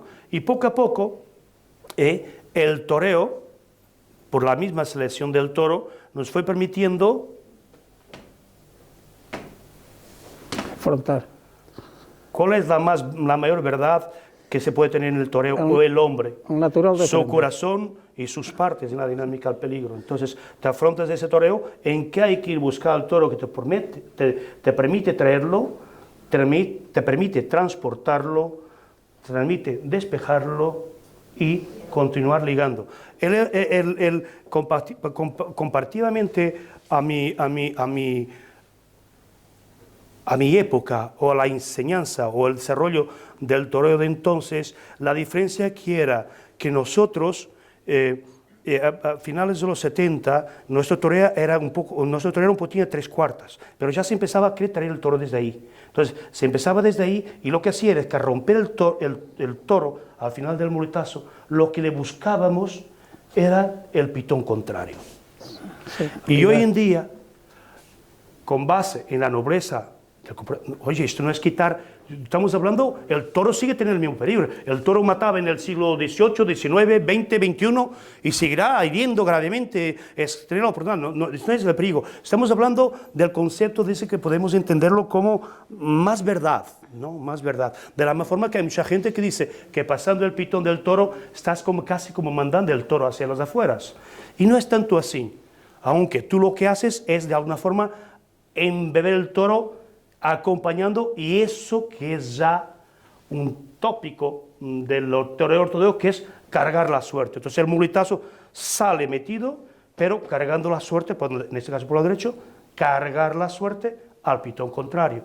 Y la evolución también la sufrió, por ejemplo, el toreo a caballo, pero paso a explicar todavía en el toreo de a pie, que entonces ahora mismo se pone de frente, hay un primer muletazo que es ahí, ¿no? Pero luego lo que pasa es que para todo en redondo empiezan escondiendo la pierna. Yo no sé si me podéis entender o si me consigo explicar. Entonces, es el toreo en redondo escogiendo la pierna y terminas casi por estar siempre por detrás del pitón. Y estás por detrás del pitón. O sea, la diferencia del muletazo aquí, rematarlo ahí y buscarlo al pitón contrario, manteniendo la posición, cruzándote a quedarte por detrás del pitón, ¿no? Pero el toro lo permite, en aquellos años, hace 40 años, ya había ganaderías que sí lo permitían, pero quedarse por detrás de un pitón con toro de Miura, o con toro de Vitorino, o con toro de Pablo Romero, donde el conde de la corte, fíjate lo que estoy hablando, o un toro de Parladé de Atanasio, que era lo más puro, que son ganaderías que ya no están, infelizmente, en los carteles de hoy en día. Era peligroso porque los toros desarrollaban sentido, porque al pasar por detrás de la oreja los toros se avispaban y te miraban. O sea, veían que al pasar, o sea, tú te quedabas sin estar cruzado, el toro al tercero ya te estaba por dentro. Entonces, obligatoriamente teníamos que pasar el pitón, que era una forma de poderle establecerlo. O sea, y la muleta muy obligatoria hacia abajo, obligadamente. Hoy en día los toros, hay algunas ganaderías, casi mayoritarias, ya muchas veces lo que trasciende es cuidarlo. O sea, sí, esa cosa de pulsear el toro, de llevarlo, ¿vale? Pero los toros, cuando tienen la oportunidad, te hieren y te pueden matar igual. O sea, el peligro sigue, esa verdad que nos daría, pero el toreo es diferente. Mira, fíjate, yo hablé del toreo a caballo, de la misma forma que para acompañar la evolución del arte de toreo en la actualidad, necesitamos un encaste de un determinado tipo de toro que lo permitiría hacer en mayor grado. Y entonces encaste, Vista Hermosa, Parladé, Domecq, fue aquello que se acopló a ello. Por ejemplo, en mi época y en el CUSE, algunos años antes, el encaste Murube valía para el torero. Era inclusive un tipo de toro más perseguidor, como se desarrolló posteriormente, como encaste, que era un toro que venía con la cara más a media altura y se abría poco, y a las figuras lo mataban. Sin embargo, con la evolución del toreo a caballo, ¿qué pasó? Como es un toro perseguidor, no tan encastado, no tan enrasado, no tan de buscarlo abajo, pues fue un toro que se adaptó también a la evolución del toreo ecuestre. Entonces el toreo ecuestre, hace 50 años, era de líneas, a la tira. Pasabas y clavabas, ¿no? Ya está. Pero de repente, por la selección también y por la evolución del toreo, de repente ves un caballo que hace las cosas contra natura, porque el caballo va para adelante. Ponerlo a recular y ponerle el cuello aquí, para traer el toro, hacer la riñón al estribo, y luego con la grupa hacer así, y vaciar es casi como dar un lance. Entonces, el encaste que se adaptó por ser un toro más perseguidor fue el encaste de Murube, lo que permite hacer cosas extraordinarias. O sea, ya con que no inventen un caballo como el Pegasus, eso al lado, ya no sé lo que van a hacer con el caballo de toreo, ¿no? Pero vamos, permitirme a mí, porque yo soy un apasionado y la verdad es que acompañando la evolución, pero eso es lo que pasa y lo que hay. Y la dicha es que hay grandiosos toreros en este momento y tengamos nuestra salud para poder disfrutar de ellos. Pero la verdad es que os doy la enhorabuena también. Yo conozco pues la actual empresa de la Plaza de Toros de Castellón, pero a mí como aficionado este año me sorprendió de verdad también el nivel de los carteles que vienen a la feria de este año. Eso es, así Dios permita que los toros invistan, porque ahora mismo, por lo menos sobre el papel, es una grandiosa feria, pero a ver si traen las corridas en consecuencia, o sea, no solamente de presentación, sino que nos permita un buen juego y poder disfrutar como aficionados de los artistas que están anunciados, ¿no? Bueno, eso desde luego para mí ha sido un encanto y ha sido la vez de todos los años que llevo yo sentado aquí que más fácil me ha sido estar, porque he aprendido un montón. Ahora he comprendido por qué me entusiasmaba Morenito de Maracay. Sí. Me lo ha explicado usted muy bien y simplemente no quisiera ser dictador. Si alguien tiene interés de preguntarle algo al maestro antes de cerrar, o se ha expresado, yo creo, convenientemente. No, pues hombre, siempre hay alguna... ¿Perdona? No. Yo que digo hay que volver a casa todos los días con la sonrisa y... Queremos que tenga... Pero no hay ninguna pregunta. A ver, muy bien, vamos allá, rompedlo yo. Sí, dígame. Primero, brevemente, enhorabuena, me ha encantado, yo creo que todos estamos al mismo nivel. Me ha recordado 40, 50 años atrás, Mario Triana, que sí. ¿Por qué no llegó a figura? Sí. Bueno, la pregunta, no es una pregunta, es una anécdota que me contó un aficionado, ya fallecido desgraciadamente, que le pasó cuando usted toreó en una noviada en la Feria de la Magdalena. Sí. Yo la he vuelto al ruedo, seguía alguna oreja, yo no la viví, sí. Y entonces que me la confirmara. Cuando dio la vuelta al ruedo usted, él iba con la hija y le tiró un pañuelo. El pañuelo se lo quedó a cuadrilla y nos lo devolvió. Y este buen señor se fue al hotel, creo que al Doña Lola. A Lola, donde está la cuadrilla, sí. Pero recuerda eso, sí. darle el pañuelo. Y usted le dijo, oiga, lo que se le tira al ruedo a los toreros, bueno, nosotros somos. Es de la cuadrilla. Esa es la idea. Lo devolvemos. Y no se lo devolvió. Lo que le dijo es que el año siguiente, si toreaba en la feria, que fuera a verle, que lo recibiría con mucho gusto. Anécdotas. Es que hay tantas. Mira, yo me acuerdo, os voy a decir, esta es para reírse. ¿Os acordáis del boom? Ustedes sois aficionados cuando fue con Jesús Ubrique, ¿no? Sí. Buah, aquello también el Braga de aquellos. era la locura. Y un día, me llama Teodoro Matilla, don Teodoro, y me dice, Víctor, tenemos que hablar de una cosa. No, ¿qué pasa? No, que don Pedro y tal, vamos a apoderar a Miguel, a Mique Valls Litri, que era, digamos, la conclusión ahora que había hecho pareja con Camino, con Rafita Camino, con Rafi. Con Rafi, y queremos apoderarlo. Ah, vale, muy bien, que no, pero vaya, vas a tener que estar por delante y tenemos aquí una intención de hacer algo importante, o sea, lo tuyo se salvaguarda, lo que faltaba, obviamente, porque si quieres entramos aquí, hacemos aquí una exclusiva de 35 corridas de toros con Jesulino, con Mique. Y yo digo, ¿por mí? ¿Por qué no? Oye, pues hay que torear. Además, las corridas a Modiño, que sí que no eran las corridas esas que... y tal. Y además con la ventaja de una cosa, es que el Mique, porque la juventud, la Cocolucci, el niño de Cal. Jesulín, porque las traía locas, como se dice. Perdonad, señoras, lo respeto, porque esa es una expresión un poco machista y un poco desigual, pero es que las traía locas. La verdad es que las mujeres, las chicas, aquello era una locura. Que, vamos, y os voy a contar. Y claro, yo era el mayor de aquello, y digamos que entrando dentro de un protocolo de mayor, digamos, yo no quiero decir seriedad, por lo menos protocolariamente era el mayor. O el casi que va de relleno o de telonero. De acuerdo. Pero no podéis ver, ¿eh? Luego yo me arrimaba y también me tiraban y tal, también me las tiraron y también bajaban y venía la Guardia Civil para sacarlas y me besaban. Porque yo también estaba de buen ver, ¿eh? Ay.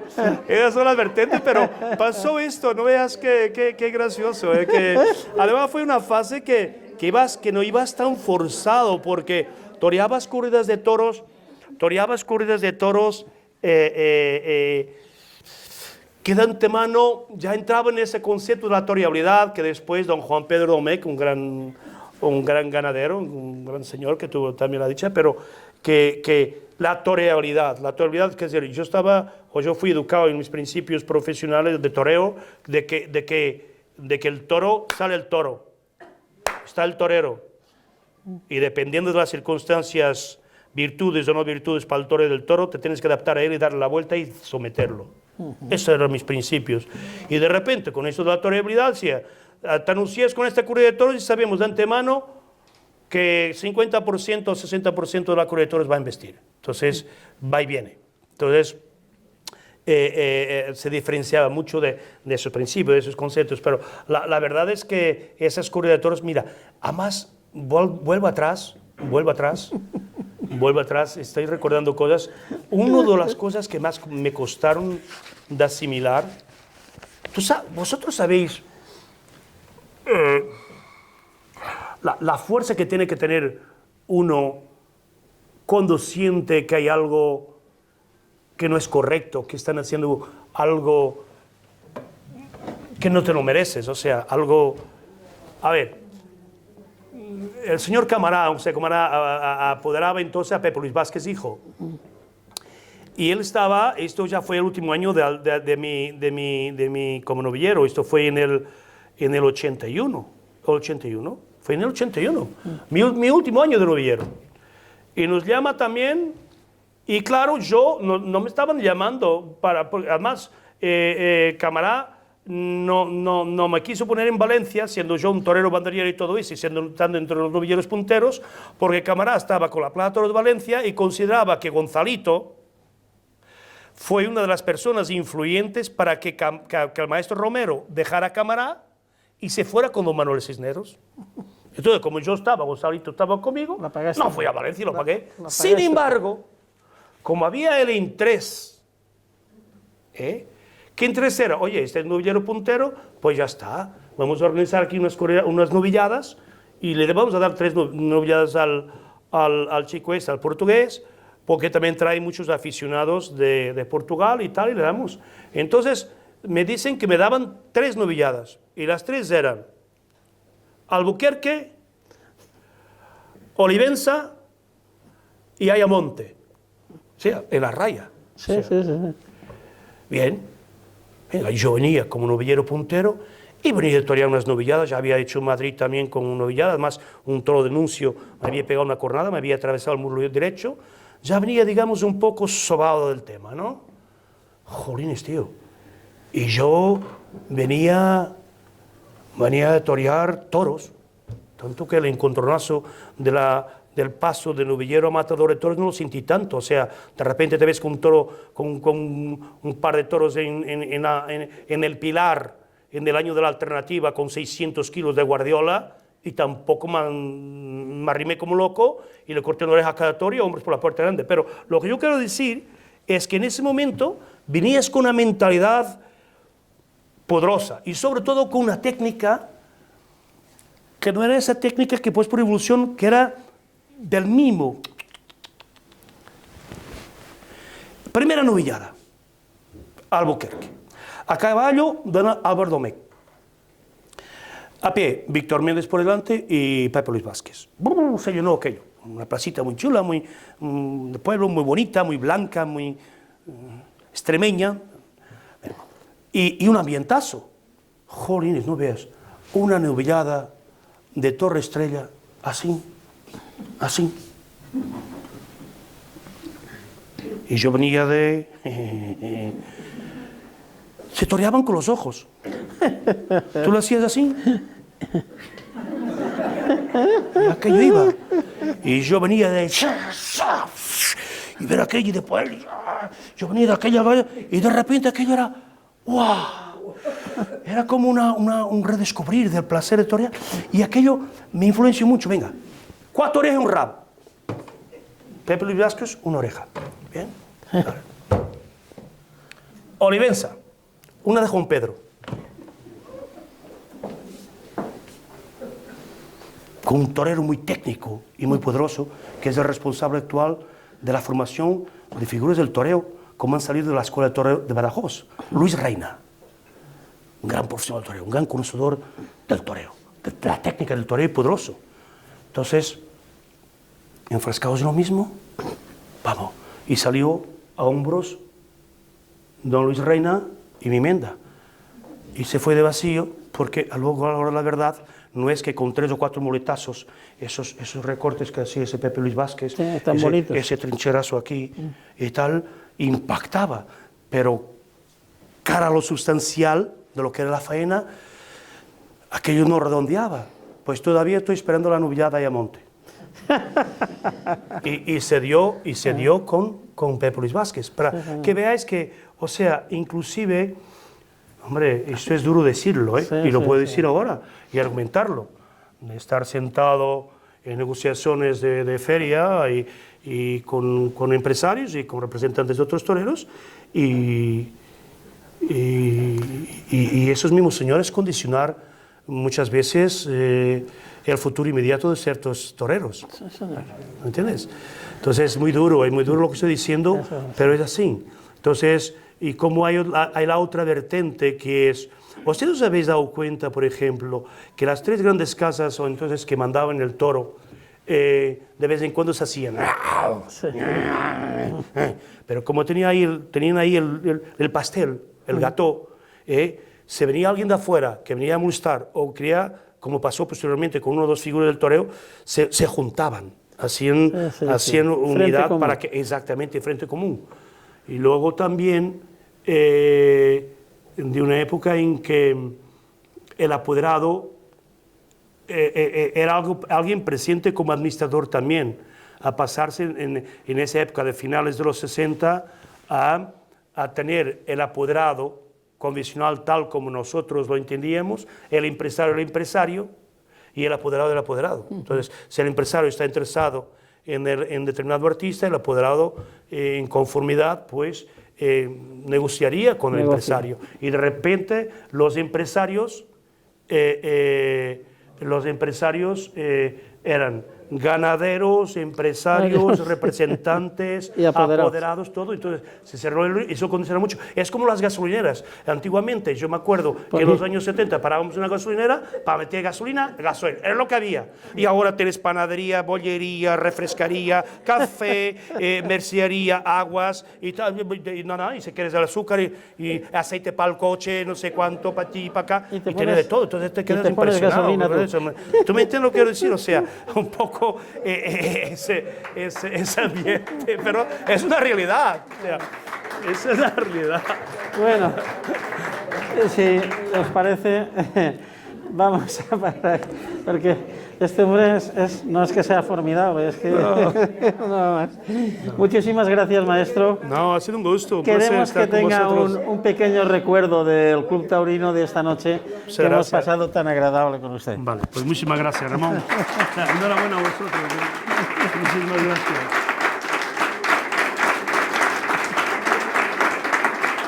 Gracias.